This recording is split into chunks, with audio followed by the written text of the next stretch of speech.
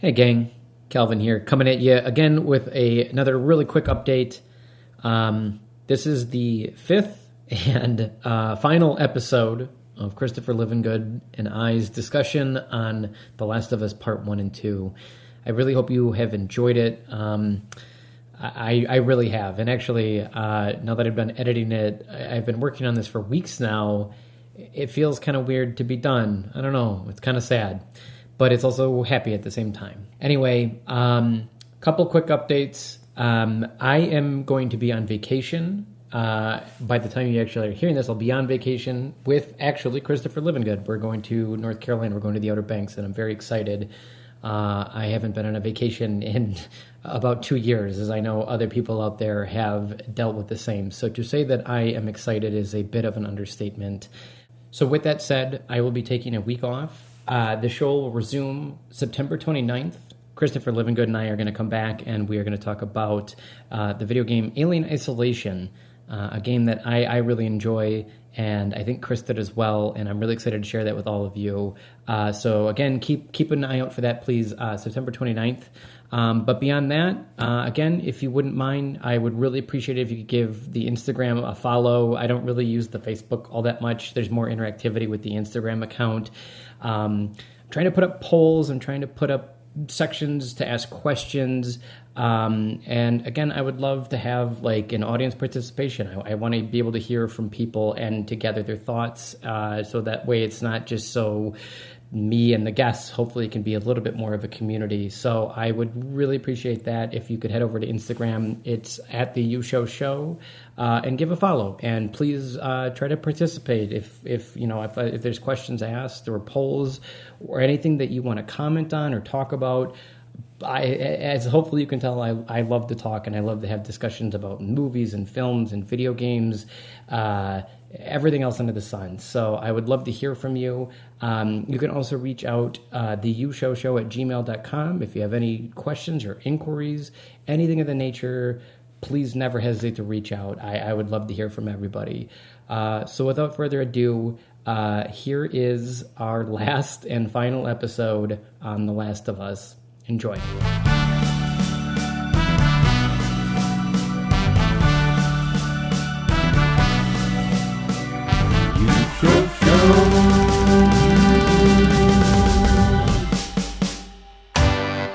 So then, as Abby goes on, through this 3-day cycle, she's finding out that the friends that she was with in the beginning of the game are getting killed one by one, and through a whole system of reasons that could go on for days, she tracks it down to Ellie. And she tracks Ellie to this movie theater, so you get to play as... Bear with me while I interject really quickly, because Ellie, in her final act of brutality, tries to put into practice an interrogation technique that she'd watched or heard Joel talk about before, where she pits one ally against another. And in the process, it goes wrong because she's not Joel. And she ends up killing not just Owen, but his pregnant girlfriend. And that's another very impactful and that's one of the critical games. To what happens next and why Ellie survives at all. Yeah, and that's when Ellie finds out that she was pregnant. And that's when, again, this humanity of this revenge story sinks back in. You come back to ground level. And so now... Ellie certainly does. Yeah, she is horrified. So now there is then this confrontation of Abby and Ellie. In terms of a segment of a game, I did enjoy it. It was very reminiscent of the restaurant scene in the first game, of this kind of cat and mouse hide and seek, very tense style of gameplay where you got to kind of think 2 steps ahead. That segment I did really like. I thought it stood out really well in terms of an interesting mechanic, because that's, again, the other half of all of this is then there's a video game you have to play. And for that, I did really like it. Naturally, as I was playing it, I don't know about you, but as I played it for the first time, it was very much like, I have no idea how this is going to pan out.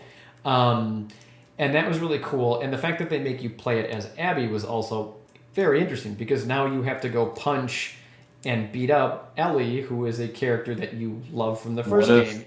One of the most intense segments in the game is sneaking with Lev's help into the theater, knowing that this is the moment where you're about to, you assume, kill Tommy and kill one of their other allies. And so you get to be Abby quietly creeping through the upstairs window down into the sort of atrial front area, and around the back of Tommy as he's talking to himself and making light of some joke they were talking about earlier about him being kind of an idiot.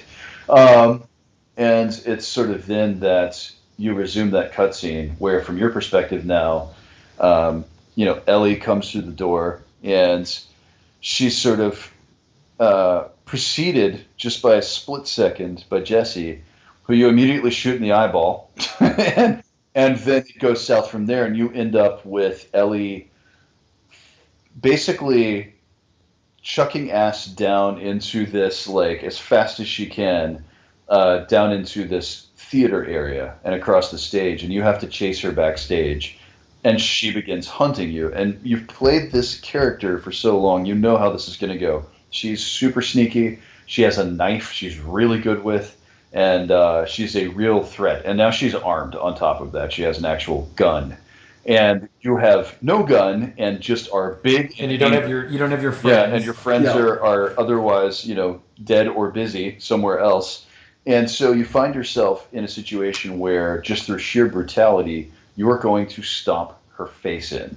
And as a player who really loved Ellie and had sort of just begun empathizing with Abby, my thought was, and this was very much designed, I read in interviews later, it just wanted them to stop. And you can't. You have to see it through. It forces you to push through this. And I remember I was like, because at that point I didn't want either character to die. I didn't want either of them to have to go through this. So this fight breaks out. Abby is beating Ellie through the floor, pulp, literally. As she would, and it's actually Lev. And again, it's this then who steps in and says, stop, because Abby is about to slit Dina's throat. And I believe the quote from a broken-armed, beat to a pulp Ellie is, "Stop, she's pregnant." And Abby pulls her knife across Dina's throat and says, "Good." Makes eye contact, begins to cut her throat, and Lev draws her bow on Abby and says, "Stop." Stop! She had nothing to do with this. She's pregnant. Good. Abby.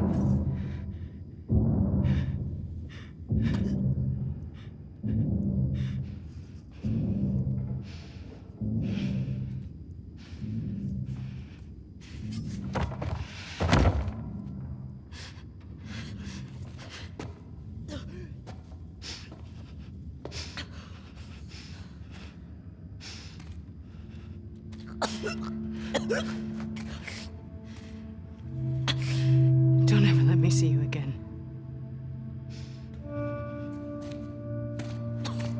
Come on. So Lev saves the day. Ellie, Abby drops the knife. And I don't know about you, but I'm sure I know what you're going to say, but I believed it, because there's a lot of people that were saying that, like, in that moment, Abby's friends all died, and she was just filled with rage. Of course she would kill Dina and probably Ellie at the same time too.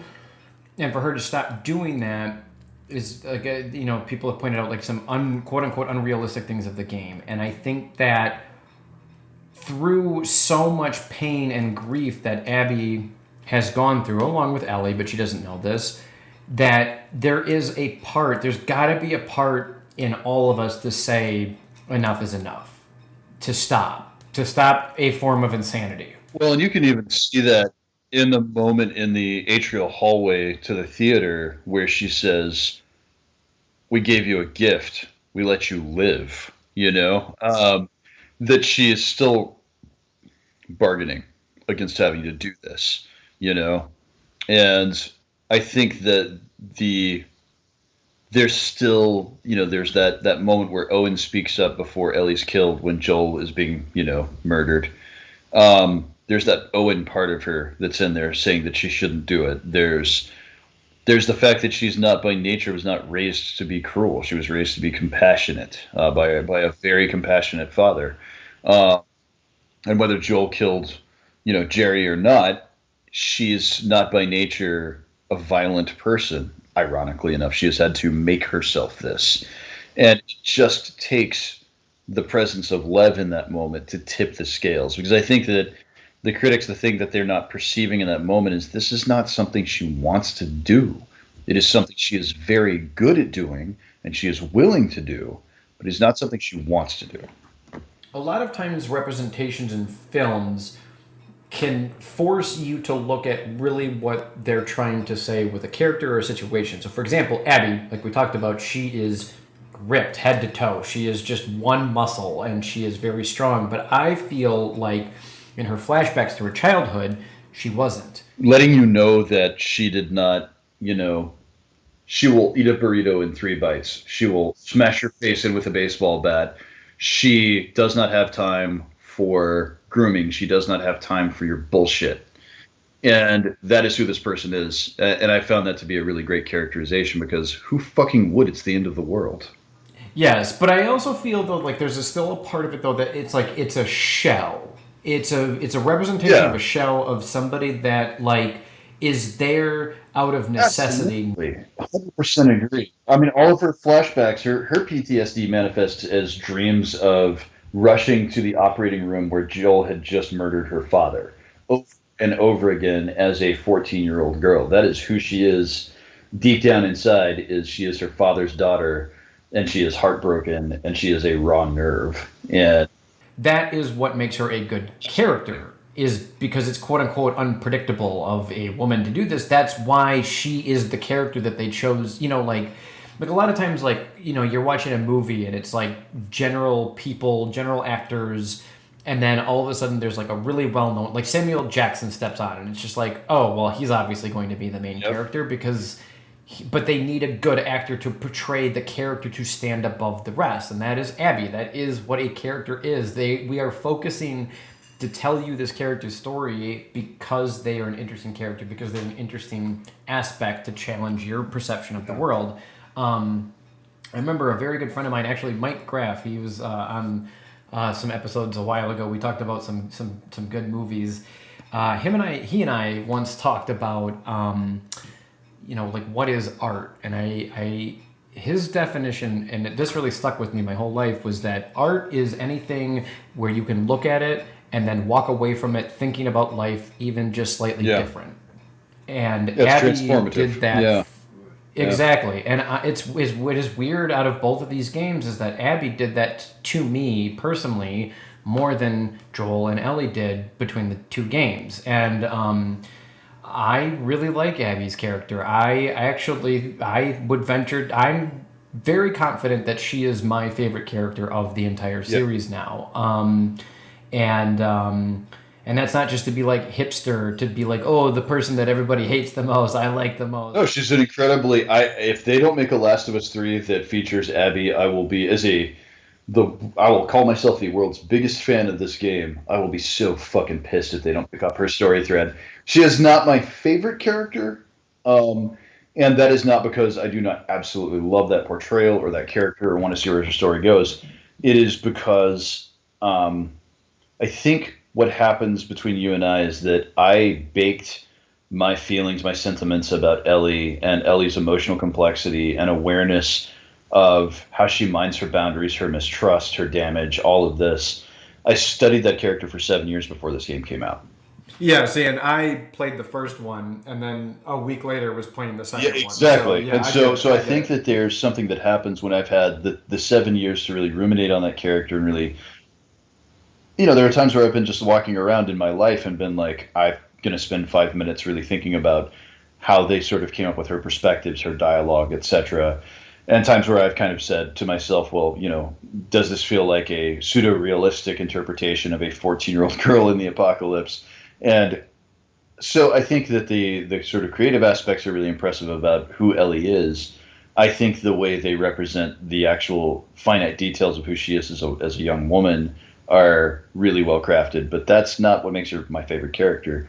What makes her my favorite character is how her and Joel showed love to each other, which is two deeply, deeply hurt people who never had any reason to open back up again, but who are so desperate to, and watching them dance around, accepting each other's flaws, accepting that they are not who the other one wants the other one to be, but who that because of that they are perfect for each other.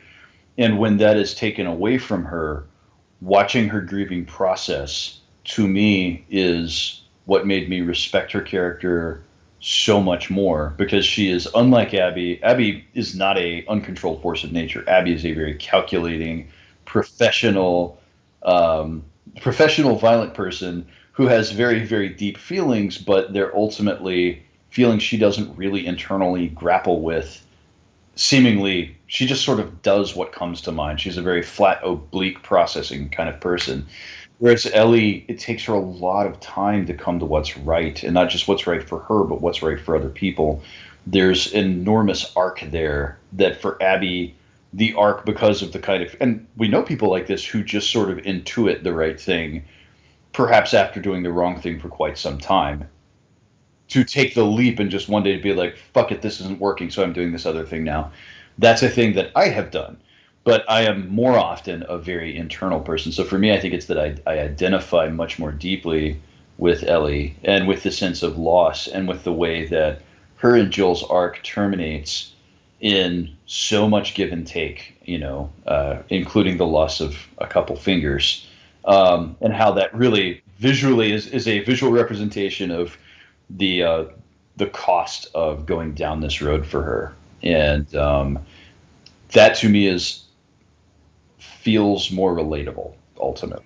I understand that. Yeah, and it's funny that like what you were talking about with Abby is like I feel like my life is a little bit more reflective of that, of like I had a goal, I had a focus burned into the middle of my brain around the age of, I want to say, like 15.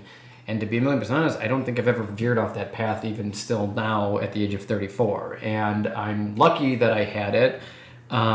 There's people that don't, and I couldn't imagine a life that I would have if I didn't. And so, like, that's maybe then why I'm probably also picking Abby as my favorite character, is because she had just this goal in her head, and it was like, okay, to get goal, I must do X, Y, and Z, and that is 100% who I am. It's like, okay, I need to do this. Yeah, when she has to change that goal at a moment's notice, she just goes, fuck it, okay, and does the thing. And with Ellie, I think, my experience with, like, when I was 17, I'm a ninth grade high school dropout, so when I was 17, I had made the decision to be emancipated, to take out a student loan so that I would legally be able to take out a co-signed with my parents' student loan to move to Los Angeles and study special effects makeup, because that's what I was going to do for the rest of my life. And I was totally in love with it, and I loved being an expert in something. I loved having validity and having a real knowledge base that could be helpful to other people. And when it became obvious to me that it was not a career I would have continued in given the choice, it took me 10 years to let go of that identity. It takes me time to realize I'm doing the wrong thing and then to begin correcting my attachments to it, because my buy-in is so high. And I think I identify with Ellie because her buy-in to this revenge is really representative of her buy-in to Joel. She believes that Joel's way is the right way. She is doing what Joel would have done for her. This is fair. She's doing what's fair. And so the attachment to that is so much grippier than really what Abby's experiencing, which is this vectoring, sliding from one scale of right and wrong to another based on her initial Sakura momentary sort of right and wrong sensors. And I'm really impressed by that characterization, but I don't relate to it as much. Yeah, that's interesting. And I think ultimately, at the end of the day, what I find actually really cool about this conversation that we're having right now is that here are two straight white men that are talking about which women they identify with better. And I think that's absolute pretty cool. And hero again, of, and that's the other thing is, like, both of these women, we're talking about the sort of mortal failings of obsession and revenge and hatred and anger and grief. And the reality is both of these women, to me, are the most compelling female heroes or protagonists, not antagonists.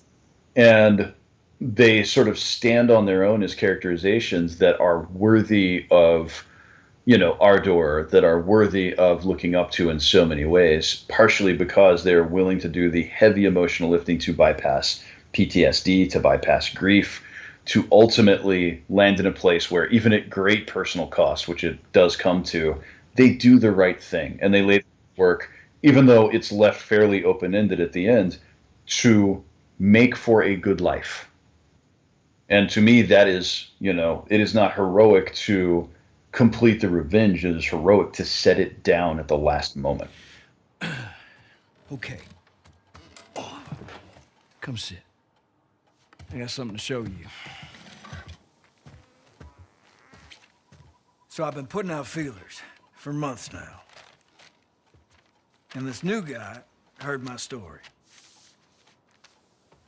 He told me about a woman that he traded with while he was moving through California. Described her as built like an ox, traveling with a kid with scars across his face. He said they're living along this coast in a beach sailboat right here. That's gotta be her.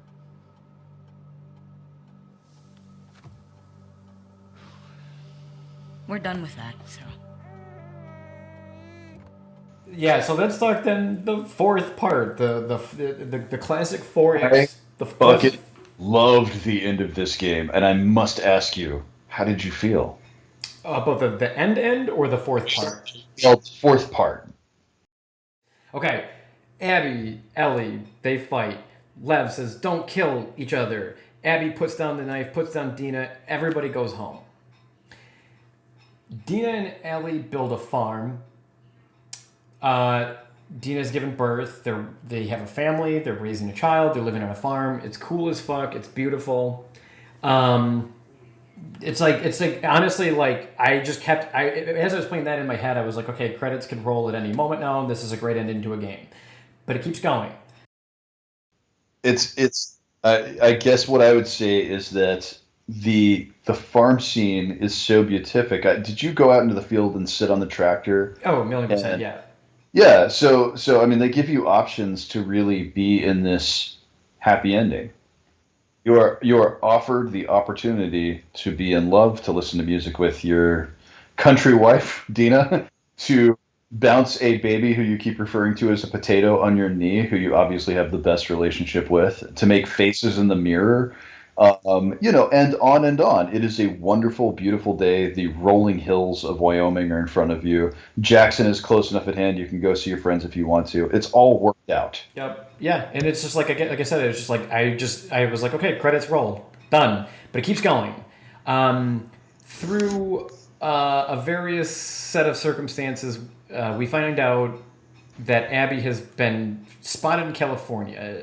Behind the scenes, we find out that she's been kind of kidnapped. Well, we find out because a now blind and lame Tommy, who actually survived his gunshot wound, comes demanding that since he can't finish the job, that Ellie must. Yeah, Tommy's in a real bad way. He's got a limp to him now. He's scarred separate from his wife. Yeah, he can't go, and he brings it up to Ellie, and yeah, like I'm sure for me, like the first time I played through it, it was just like, dude, what are you doing? Like, come on, man! Like, you're just stoking the fire. And long story short, Ellie goes back out. And Ellie goes back out for a reason that's played through as a theme for both Abby and Ellie, which is that they both have profound post-traumatic stress disorder. They are panic-ridden, anxious, broken husks trying to tilt at some sort of next beat, trying to commit to a future. Abby is off doing her thing. Ellie is trying to forge this life with someone she loves very deeply, and it's a good life, but she keeps seeing Joel's busted up head and hearing him scream and, waking up in cold sweats, we assume, and is just living in utter disquiet, and it's getting worse.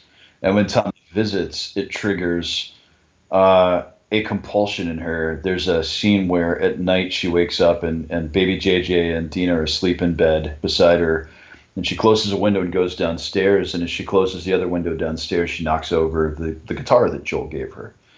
And she begins to play. It's a Pearl Jam song, actually. And it's a really beautiful song. The actual song is okay, but the Joel rendition and later the Ellie rendition is vastly more compelling.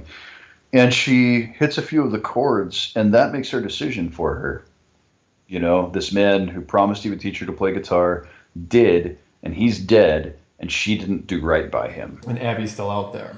Abby's still out there. Now she knows it, and she knows where she is. And so in the nighttime, in the early morning, rather, she packs her bag, and Dina and her have a confrontation where Dina just says, look, you this is not all there is. Revenge is not all there is. You have us.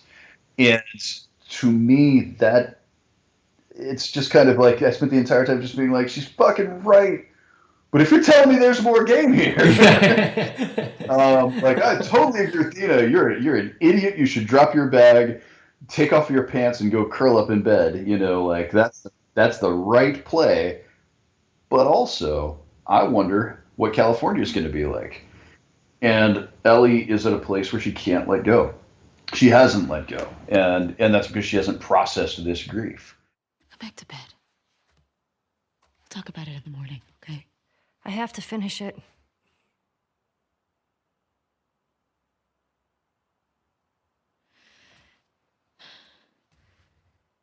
You don't owe Tommy anything. I don't sleep. I don't eat. I'm not like you, Dina. What? You think this is easy? For you and for him, I deal with it. I love you. Prove it. Stay.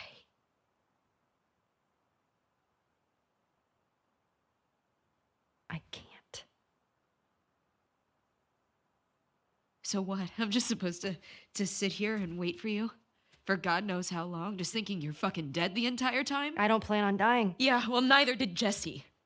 Or Joel. Hey, stop. Hey, come on. We've got a family. She doesn't get to be more important than that.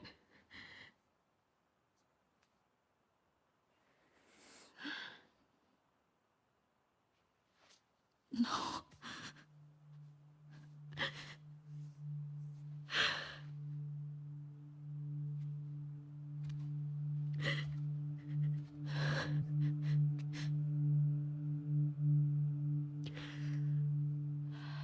I'm not gonna do this again.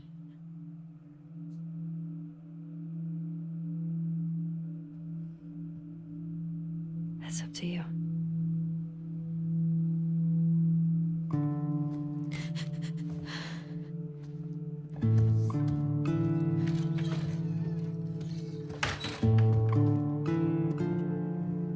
You get dropped into chasing Abby in California, and just at that moment, it does that thing again where all of a sudden you see some Converse, and I love that what comes into frame in California is a set of Converse canvas shoes, which is what Ellie wears for most of the first game. And it's Lev wearing them with Abby following. Oh, okay. I didn't even catch that. That's pretty cool. Because this is just Joel and Ellie told a different way. I thought that was such a great callback. And they're looking for, they traded a gun even to a stranger for some information that said there's a Firefly base underneath one of these houses in the suburb. And so they're looking for any way to track down the last remaining Fireflies to carry on with the original mission to save the world. And they get lucky. They actually find it. And they try radio channels. And they find someone on Catalina Island, and he asks him for some information. She says, well, I was, Jerry's daughter, and, identifying herself as the daughter of the leader of the Salt Lake City Fireflies. And he said, we thought we weren't going to find any more survivors. There's almost 200 of us. You should come to Catalina Island. And as they're exiting this building, having finally, gotten a lead after what seems to have been quite some time, they're ambushed by yet another group, and every survivor group's different, and these guys are motherfuckers. They're slavers. Yeah, there's slavers that like to weaponize the zombies, which I thought was also a Oh, bit. That's always a bit of a creepy you factor. catch the Rattlers are all ex-cops. Okay, I see. I didn't even pick up on that. No, I Yep. didn't. They might not be actual cops, but they are kitted out like, California CHPD. Yeah, they got bulletproof armor on. They've got some really good guns. You can pick some of them up along the way with a silencer, which I was like, sweet, thank you. I get my silence playthrough, thank you. And yeah, and that whole segment too was really well done in terms of again combining everything now that you have learned to get through it by any means necessary, and that was really cool because for me it was a great combination of stealth followed by guns followed by traps, which are all things that you can do in the game, kind of escalated all into one area where I had to use all of this masterfully because I was running out of ammo. So now I have to set traps. I have to be sneaky so I can get more ammo. And it's an intense sequence because the Rattlers are sort of what feels like they don't dive into their backstory that much, but they seem to be almost like motorcycle gang rules. Might makes right, toughest guys in charge. And their entire methodology for subsistence is that they capture stragglers who happen to be passing through. They make them slave themselves to death on farms, and if they act up, they crucify them by the beach and let them die in the sun. They're very awful people, but also they're just people. So Yeah. if you have the wherewithal, while there's a lot of them, and again, they're totally heavily armed, they've got a lot of dogs, which are never any fun to fuck with. If you have the wherewithal, you can slaughter them. And I gotta say, the one thing that game really did for me was it gave me some real, at the very end, it showed me what real bad guys look like and let me go ham on them before it showed me Abby. And that was really well done. So yeah, like you mentioned, there's all these people on the beach that are being crucified. They're just strung up on wood posts, and it says find, like, your objective is like find Abby. And I don't know about you, Yeah. but for me, it actually took me a while because I was looking for the ponytail. I kept going to the back of everyone's head, I know. and then all of a sudden, And you were looking probably for the big, beefy rugby player female physique. And what instead you see is this, exsanguinated Lev and Abby with their hair roughly torn out, basically. Just gone. Oh God, yeah, and Sunburned, like a leather football, you know? starving, super, like, has thinned out, and that was just like, oh my God, like that was like a, oh shit, like the loss of one's hair is the loss of one's identity. Even if you went shaved, to see somebody next with hair would be shocking and astonishing. And that was, I was taken back by that. That was like a oh shit moment. And again, the sinking of humanity should hopefully be hitting you at this point, that like this person has seen some shit, they've been through some shit, and now you're here again on a mission to kill them. And it's just like, oh fuck, man. So another fight ensues. This one not nearly as intense as the one that was back in the theater. It's interesting because it's not even really what I would call initially a fight. Abby is on a cross, Lev is prone and available to be killed, and Ellie does the right thing initially, which is lets them down off the crosses or off of the poles. And Abby realizes who Ellie is, and I think she says it's you. And then she quickly, protectively goes over to Lev's side and cuts Lev down and cowers sort of protectively around Lev and just says, there's boats out on the water. We can take them and we can leave. And is in no way, shape, or form looking for a conflict at this point. Her entire focus is that Lev be okay. And and there's that scene. So if they're loading up the boats, Abby and Lev are going to take their own boat. Ellie's going to take her own boat. They're going to leave this place and again drift paths. And Ellie's loading up her backpack, and she, like, the way she puts her backpack down, it's just like, oh fuck, here we go. Oh fuck, dude, come on. And again, I can't let you leave. Yeah, I cannot let you leave again. I cannot let you get away. And that's what then ensues this fight, is Ellie initiating.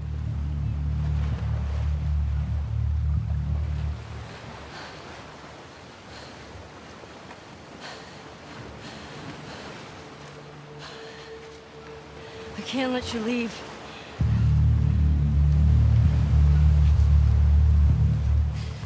I'm not doing this.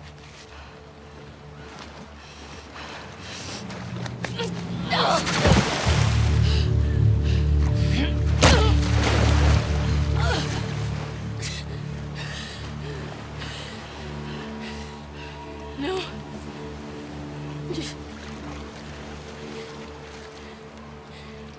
I'm not gonna fight you. Yes, you will. So why don't you?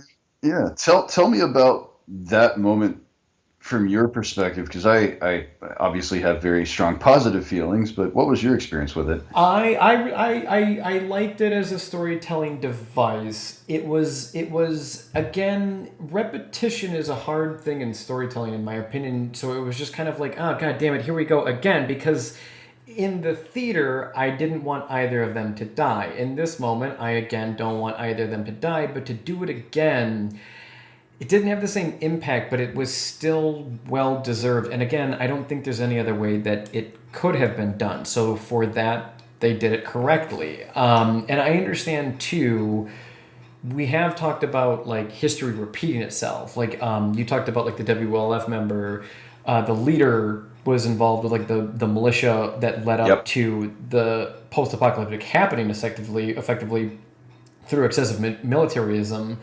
And so these themes of history are repeating, and it's like, okay, here we go again. And so as a theme, I really like it. As terms of like a impact, an emotional impact of that moment, it didn't hit as hard as it did back in the theater, but then again, maybe it wasn't supposed to. I think it's supposed to, and I could be wrong about this, I can't know the storyteller's mind more than what they've said in interviews. I think what it is supposed to be is a moment of grim resignation. She just really wants to do what she thinks Joel would have done, and she can't. She's also in such pain that she can't really think clearly anymore. In terms of emotional pain and grief, she's just been carrying this weight, and by blotting Abby out of existence, maybe there's some release there. And it's in those last moments as they have this fight in hip deep water where you have a very wounded Ellie and a very starved Abby, who's in neither of whom should be fighting anyone.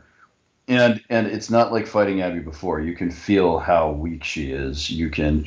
She's experienced, she's the better fighter, but she is no longer strong. And so you're able to pretty quickly dispense with her, and in the process she's fighting for Lev's life, because Lev is unconscious and malnourished, and so she fights like a wild animal, and that includes lopping off 2 of your fingers, just literally chewing. And I think she spits them. She does. I'm not sure. Yeah, good. Okay, no, so I remember that. She bites off a couple of your fingers as you're pushing her underwater, and eventually you begin the process of drowning her. And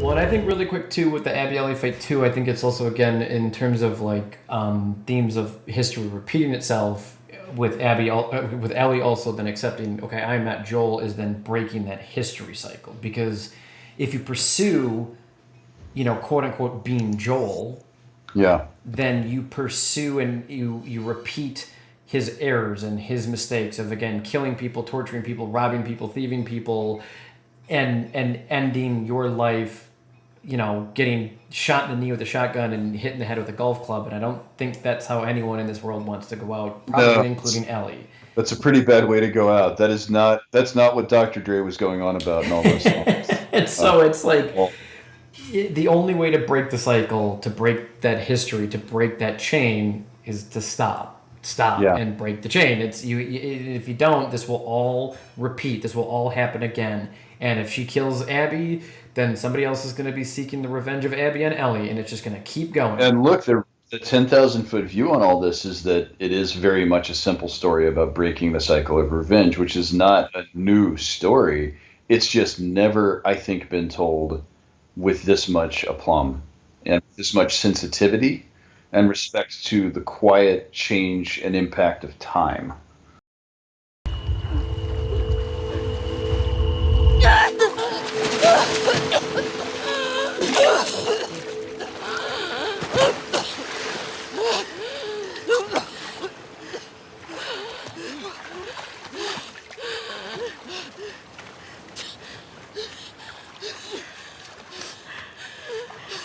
Go.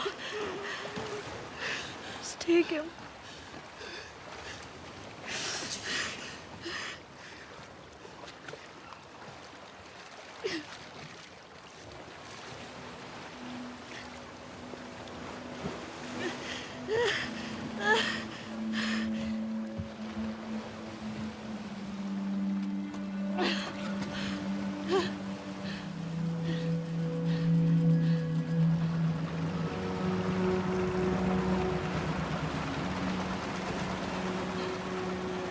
Then getting to your point, getting to the ending. Oh my gosh, we actual made it. Fucking ending, not the actual triple ending. take. Maybe it's the ending, but no. Then there's please stop trying to kill each other. No, the actual ending is very short. Ellie returns to the farm. She's missing 2 fingers. Well, and I love that because the farm scene opens up and you see that the wheat is now like past its prime. The farm is, peeling and cracked. Some time has passed, and the camera's centered on her missing 2 fingers as a way of opening, and they're now mostly healed stumps. So quite some time has passed as she's returning to the farm. But one of the things that we talked about that I don't think you picked up on that I thought was pretty noticeable is, and on the other wrist is the hamster bracelet, which is a gift that Dina had given her, and it's a Jewish symbol for good luck and protection and sort of a symbol of their relationship. And she isn't wearing it in California when she walks out on Dina. And if there's any question about whether ultimately Ellie has a happy ending, it's that she's returning to the farm after quite some time has passed, and she is wearing the bracelet again. Okay. So Dina and Ellie are still close in some way. Or a capacity of Ellie's then going to work on getting them close again. There's intention in that. That is not a Naughty Dog is very detail aware. So that is certainly not included accidentally. That's one of those things that they just would never miss in a million years. So we know what it indicates is that there's a promise of some sort of future there, even though she threw it all away to go on, to finish her revenge quest and came back missing some fingers and probably having almost bled to death. That Dina is still somehow part of her potential future or current future. And you walk through the house they shared together, and you're back there for something. You have your backpack, I think. I don't think she's armed this time. And you go through, and everything has been cleared out. One of the things I loved is that Dina, on moving out, made the bed. This is Phillips, and it is crisply set up with like clean folded sheets for the next person who finds that house so that they will have a comfy place to sleep. And that tells you everything you need to know about Dina. That's funny. I didn't notice that. Yeah, and the only room that hasn't really been cleaned out wholly is Ellie's art room. Ellie spends a lot of time sketching and painting. And up in that room, some pictures she had drawn of their baby JJ and of Dina have been taken, but for the most part, it's all been sort of ready packed to go, except for there's a guitar case, and that's the guitar that Joel gave to her. And she opens it up and sits down in front of this sunny window in this empty house. And there's been this mechanic throughout the game that I thought was really good. So the PlayStation controllers have this rough sort of 2-inch by 3-inch section between the joysticks where you can touch things and move things around, kind of draw symbols in some games or other things. And in this case, the way you use it is to aim your thumbstick in a direction for a particular note and strum for different strings. And so you can sort of, in a rough way, play guitar in the game. And this time she goes to fret, and of course she's missing some pretty important fingers, her ring finger and her pinky finger. And she goes to play the song that Joel first played for her the first time he ever sang for her, that she's been playing throughout, that she's never been able to play because the grief was too great. Now she's unable to play it because the grief cost her too much. Yeah, physically. I think that is chef's kiss. I know it is sensational, and I know it is, I guess, a little futzy, but I'm a sucker for a well-told trope, and I think that's just so good. Well, it's interpretive, because I mean that's the thing is like, and I know that you said you wanted to talk about it, so it was like for me it was for me because like we've mentioned it's a story of revenge, and revenge and violence leads to more violence. Violence begets violence. That's a sentence that I've said many times in my life, and I will always say it. It's if you know, I've been in situations, and I'm sure you have too, where, you know, person A is really mad at person B, and they say, yeah, I'm gonna kill that person. And of course they don't. People just say things like that. But like the weight of saying that, and then even furthermore, the weight of ever being able to pull something off is insurmountable in terms of the weight that it brings onto anybody. Violence is a heavy bag to carry around this world, and it has consequences, and it has bad associations attached to it, violence in any capacity. And so for me, it was like the ending of her missing the fingers. The guitar are the strings that she has to Joel. That's all that she has left, especially in this world where, like, it's a post-apocalyptic society. There's not many things left in the world to begin with. And this is the last thing that strings her to Joel, the person that, you know, was a father to her, was family to her, was a friend to her, and through her decisions of violence and through her decisions of revenge has now lost that, because you have to pay, like, you got to pay the piper. If you're gonna commence violence, you got to pay something up. You got to give something up. So playing through this game and seeing them do such an incredible worthy job of amortizing the cost of violence really, really resonated with me. And, you know, the only other person I think kind of is of that talent is like Cormac McCarthy. And holy shit, you want to make your heart hurt, read some Cormac McCarthy books, you know, like they're brutal, they're unrelenting. The human cost in them is absolute. Like there's no bridge that is too far. He is telling you a story about what monsters we can be, and making you pay the whole time. And I have an attraction to that stuff because I think that we're all sort of always teetering through the organization of our society and the sort of cultural lessons, you know, just a hair's breadth from this invisible world that lies on the other side of making the choice for violence and for vengeance and for hate and for all those negative motivators. And, you know, it's not like we don't live with those things. We live in America, at least where this podcast is being recorded. And in any first world nation, you know, there's this veneer that violence is very far away. But the reality is that, you know, people are monsters, and there's really not that much separating us. What separates us is our choices. And sometimes those choices are harder to make than others. And when grief is the primary motivator for something like revenge, I think those choices are extremely hard to make, because the anger isolates us from the absolute emotional destitution of grief. And in that moment where she can no longer play the guitar, and she has sacrificed so much, up to and possibly including her relationship with Dina and little baby JJ, and at great personal physical cost, that she has found sort of this way to kind of set Joel down. And in that, she sets the guitar down and walks away. And the closing is just on the neck of that guitar as she makes her way through the field, we assume, back to Jackson. Yeah, that's a good point too. I like that, because it made me think then too about what we were talking about earlier again, where it was like accepting that you're not the people that you have to, that mentored you in life. You don't have to be them. You can still be your own person. Learn from them, appreciate them, but you're not them. You are you. And set forth into your own field, into your own adventure, known as life, as the person that you want to be.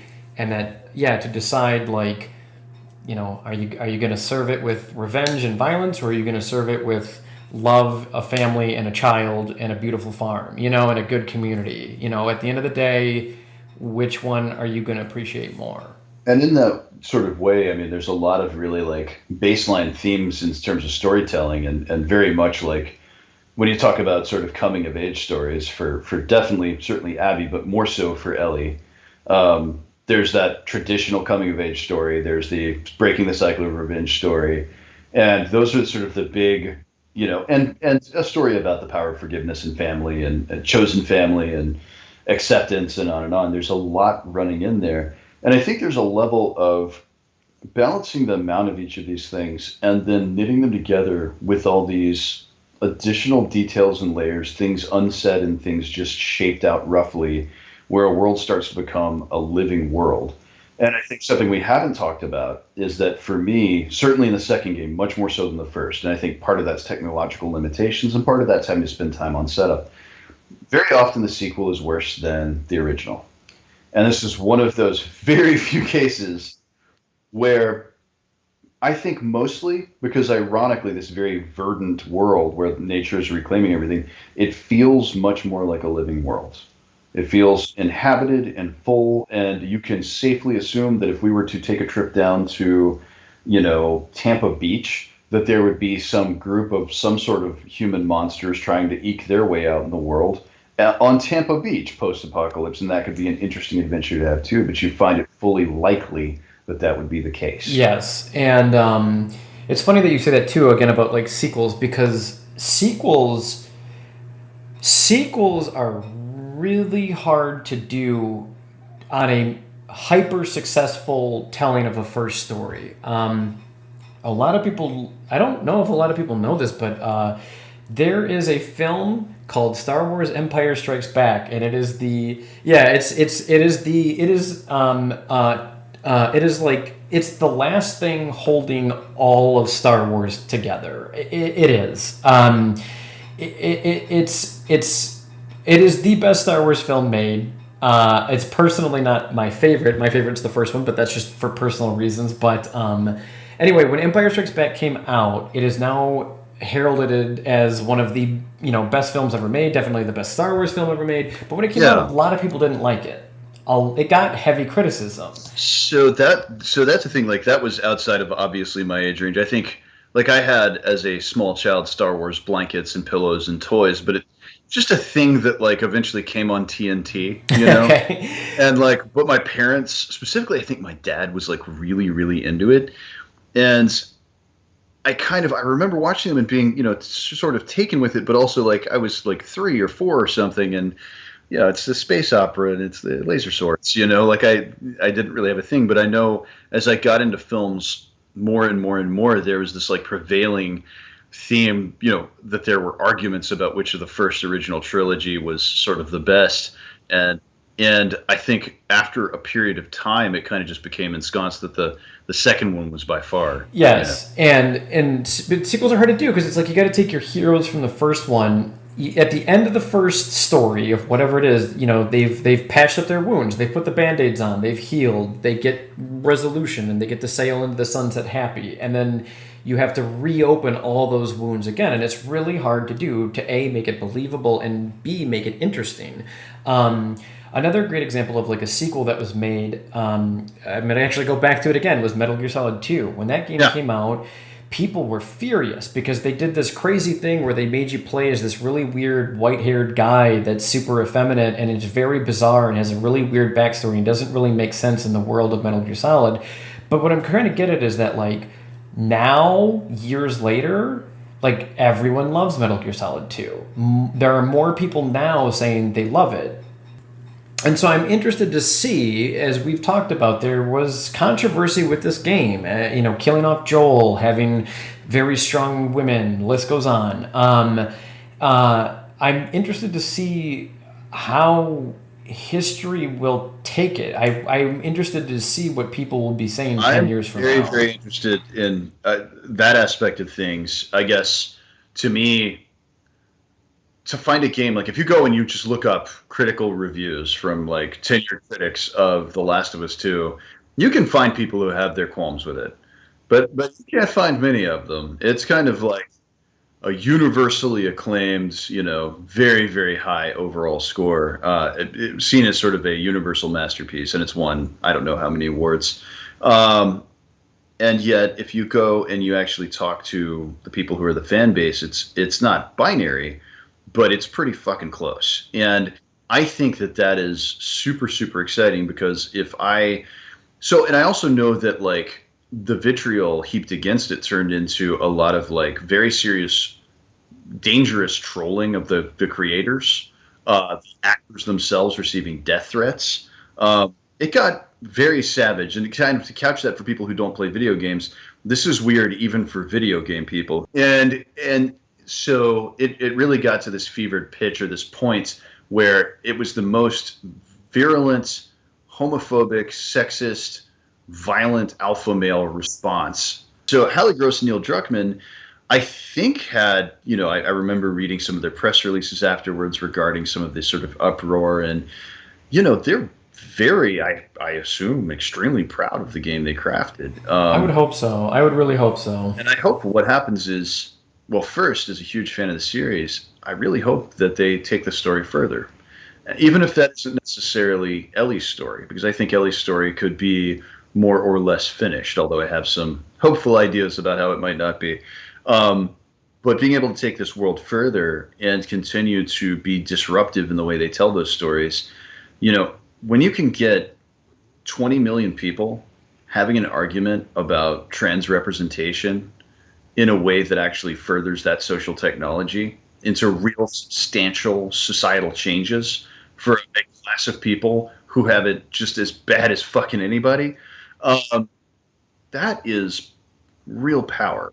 And that's buried in art as we go back through the years when we talk about, why is comedy kind of a protected class of entertainment, where it's kind of okay to say things that are a little bit dangerous. And certainly we're now playing with technology of how much you should say before you're just being hurtful. But I think that it's really important that we discuss comedy as a protected class in the same way we discuss political commentary as a protected class, because if we can't topple giants and start big societal fabric-based discussions from a jumping off point of unifying people with a story or an idea or a laugh, then we're kind of missing the best part of storytelling, the best part of song, the best part of video games. It's just a dumb video game. But on a personal level, it left me completely obliterated, for weeks after I played it. And you felt it. Had me ruminating on things I haven't given a moment's thought since they happened to me years ago. And diving deeply into like, why am I having this emotional response to this fictional game? But on a quite larger scale, these sorts of stories have the power to actually get people to change their minds. And to hopefully change their minds for the better, and for the better acceptance of your fellow human. And look, Final Fantasy Tactics, some great writing in there. Didn't really change my mind about too much, and I got to tell you, Castle Knights, Symphony of the Night, not great writing, just really fun. Highly recommended. Not changing people's lives. No, but and it's also it's kind of on the same note. Yeah, like I in my lifetime, I take story very seriously. Story is what built your house. Story is what provided all the technology we're using right now to create this podcast, and even for you, the listener, to listen to the podcast. It was all through story. Story is communication, and it is vital to human existence. It's the thing that we have that separates us from dogs and cats and sheep and cows, is the ability to tell stories. Story is important. Stories shape generations. Stories define people and shape culture. I mean, seriously, look at NASA. Look at what they're doing with these trips to the moon. And you go up to, I'm just pulling this out of my ass. I have no real study on this, but I would venture to bet that, I don't know, 40% of those people that are working on this at NASA did it because they were huge fans of Star Trek. I mean... Well, and let's take that a step further with the space race. When we talk about storytelling, we sent an engraved gold plate on Voyager out into the furthest reaches of the solar system with raw data, symbolic data that tells the story of who we are and where we came from. That included music, that included, written language, that gave people the DNA to unlock at least a base level understanding from an alien perspective, the binary ones and zeros that make up our lived human experience on this planet. That should be a good measurement of how powerful story is. Exactly, and how it's there. I guarantee you, anyone listening, that there is something you saw in your life that made you who you are today, and Yeah. I can 1,000,000% guarantee that some of that is circumstantial. I got beat up as a kid. Now I'm strong and muscly, but some of it can also come from art and the stories and the involvement of said stories and what it meant to you that shaped who you are. And so that's what I think ultimately this game is trying to say is life is hard, be kind. We don't need, it's funny too. It's, to me, where it's like a game about acceptance is issues of people having acceptance, and it's just like you just kind of want to hit them on the back of the head and be like, did you play the same game as me? Like, did you see the things? Because I saw the things, but I'm not mad. Like, and I think that's a thing that really divides when I read various people's perspectives on this. I feel like it's a really good Rorschach test for where their emotional maturity, and I mean, this sounds so geeky because basically what I'm saying, and I will fucking die on this hill, is that if you have a low level of emotional maturity, you will not be able to fully enjoy this game. But I actually do believe that they managed to craft a bit of a sieve through which you can pour that statement through. And what comes out on the other side is people who have the ability to really be unhappy with what's happening, but also detect the deeper layers of meaning and the value of the participating characters from their own sort of moral modalities, and say, you know what, I don't love what happened. I wish Joel could have been a playable character in part 3. Don't get me wrong, as much as anybody, but is that the most important thing going on here? Or is it the incredibly subtle, lovely, sometimes frustrating tale that's being told in a believable way about people who are flawed and coming into high contact with each other under incredibly tense circumstances? I'm interested to see if they will make a third one. I don't know, man. That's what I mean by like the 10-year run of this. Like, okay, let's make bets right here. Today's date is August 1st, 2021. I'm speaking to Christopher Livengood, and we are going to make bets right now and gambles. I bet $10,000 that they will have another game made in less than 10 years from now. I totally 100% agree with that, but I want to get a little more granular. I bet that game centers on Abby finding the fireflies and Ellie actually getting the ending she always thought she deserved. Yeah, I feel like if there's a third game, Ellie's gonna finally, do the deed and sacrifice herself for like the good of everybody. Yeah, That's got to be the way it goes down, man. I mean, I've thought about it a lot. and I bet Abby will. If I had to guess, Abby's gonna die helping Ellie. Oh yeah. And then, are you ready for the number one thing that's gonna make me the most money? What is it? What's your like third tier? Then instead of using the well-trained army that you went onto the far side moon of Endor with, you're going to use little teddy bears. Yes, that's it. It's the Ewoks. You're going to use little teddy bears with sticks and rope, and that's what's going to defeat the zombie-like fungus at the end. That's my predictions for The Last of Us 3. I'm excited about it. I can't wait to see it. And it's going to be better than that is 20 years later when they make 3 more Last of Us's. Bought by Disney. Yeah, just completely under the umbrella of the loving care of Disney Corporation. And Thor will be there, and the exhumed corpse of Robert Downey Jr. will be there. Exactly. Incredible. All of your favorite catchphrases will get said at least once with like low French horn playing in the background. I will tell you, though, if you want to see something really, really cool, The Last of Us 1, between the production of 1 and 2, Troy Baker and the rest of the cast did a one night only live play set from the rest of the game. Okay, yeah, I'll look into that.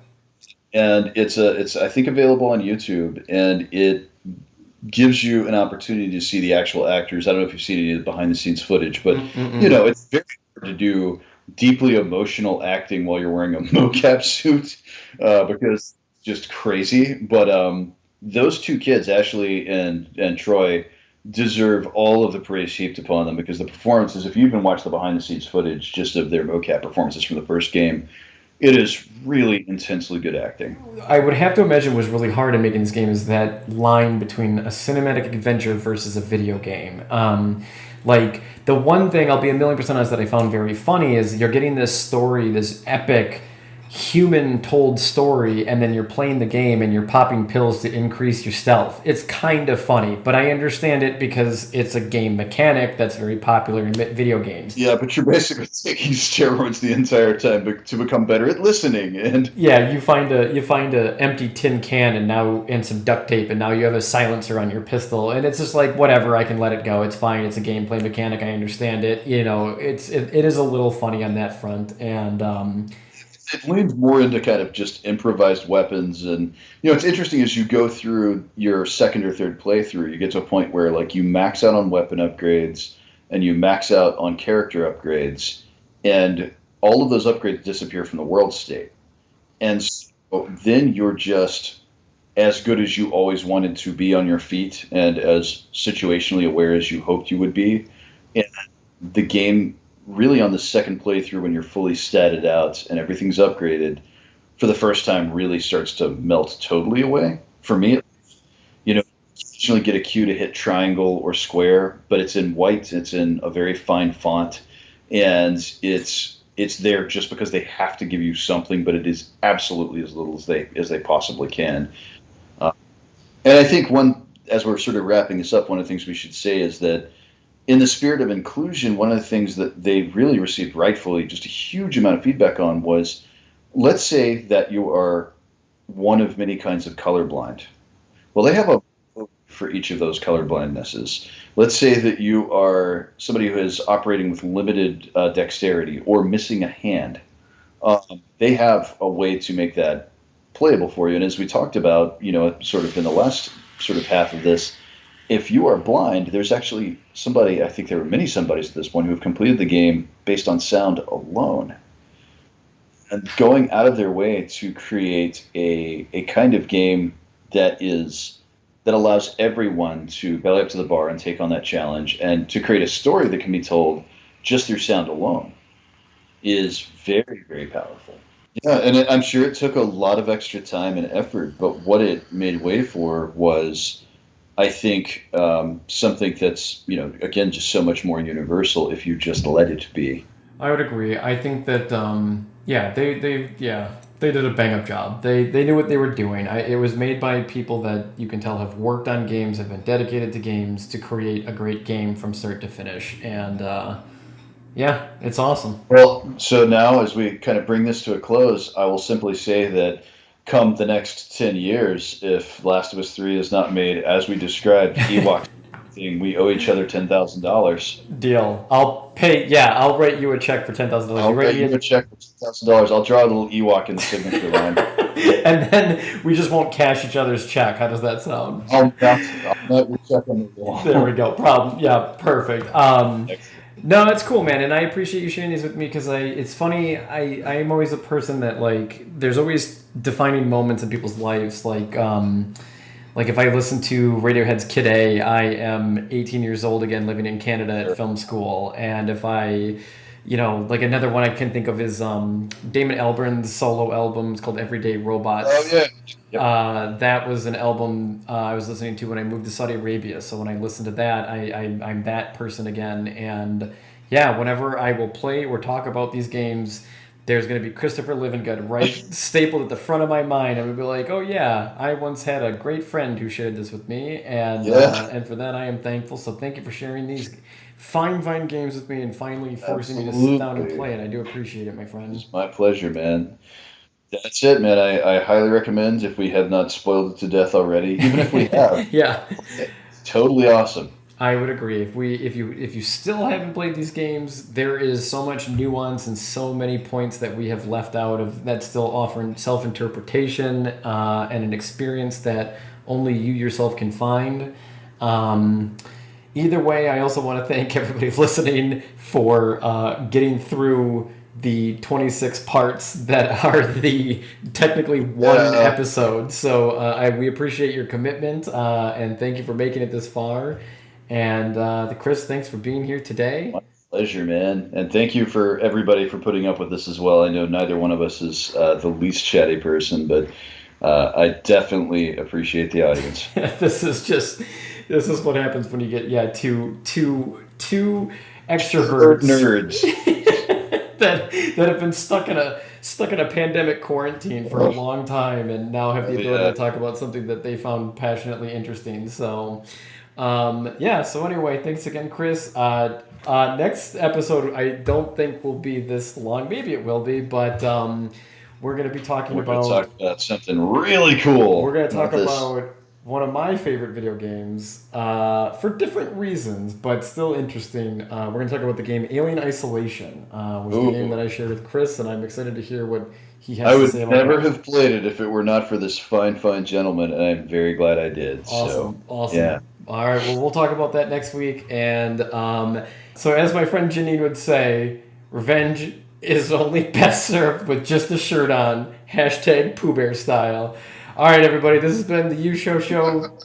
We'll see you next week. Peace. There we go. That's it. All right. That's beautiful. Episode 743 in the bag, my friend. Oh, my God. Thank you. Whew.